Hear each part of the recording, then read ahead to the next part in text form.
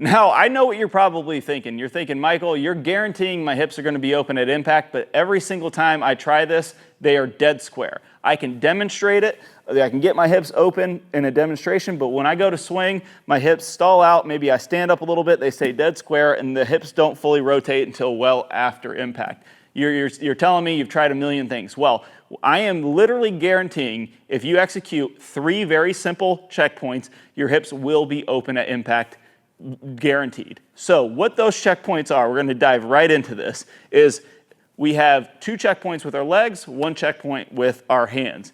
Well, the first one's going to be with the lead leg. The lead leg needs to be straightened. Now, the second checkpoint, let me grab my stick here.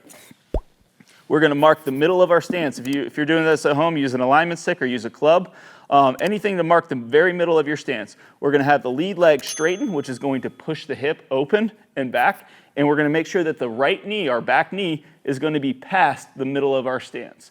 Those 2 checkpoints right there are going to make sure our hips are going to be wide open. So the lead leg straightened, the right knee is past the middle of our stance. Now the key to put this all together to get this at impact is both of these need to happen before our hands get below our belt line. So what we're going to do is we're going to put a wall or a horizontal wall right here on our belt, and we're going to make sure that our hands are above this wall by the time we've executed the first 2 checkpoints. Lead leg straight, right knee in front of the midline. So this is to cut to the chase and getting these hips to finally open up and clear through impact. And if we execute these 3 checkpoints, we will guarantee them being open through impact.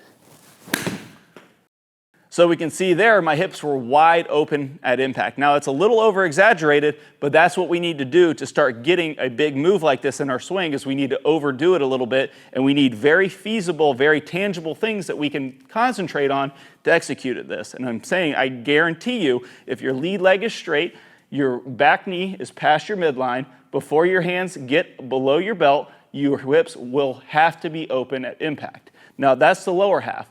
We still have to make sure we're controlling the upper half and coming into the ball correctly. We still need to make sure we're shallowing out, squaring up the club face, and getting those hips to fire open so that we can release the club out in front, just like we see all the touring pros do. So to take care of the upper half, I'm going to show you a great preview of a video that's going to show you exactly how to do that, called the anti-roll method. Head instructor and owner Clay Ballard is going to take you through exactly how to shallow and square up the club properly so that you can pair up getting the hips opened at impact, guaranteed, with a beautiful move down and through the ball. You can see that video by clicking on the iCard that pops up in the preview at the end of this video, or in the link that's in the description below. Make sure you check that out, and we'll see you soon. So here's the bottom line.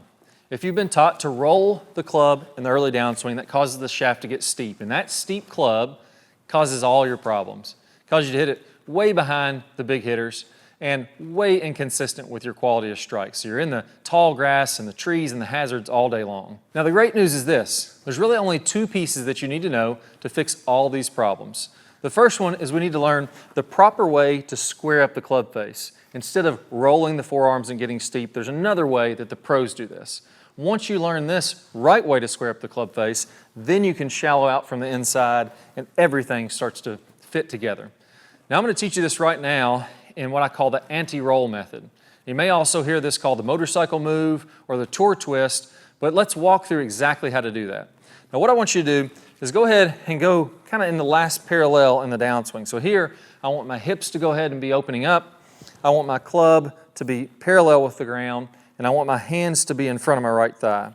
Now, when I take my grip, you're going to notice that when I do this, the club face is basically straight up and down. So if I'm looking at it from this angle, you'll see the face is straight up and down, and my logo of my glove is pointed out in front of me. Now from there,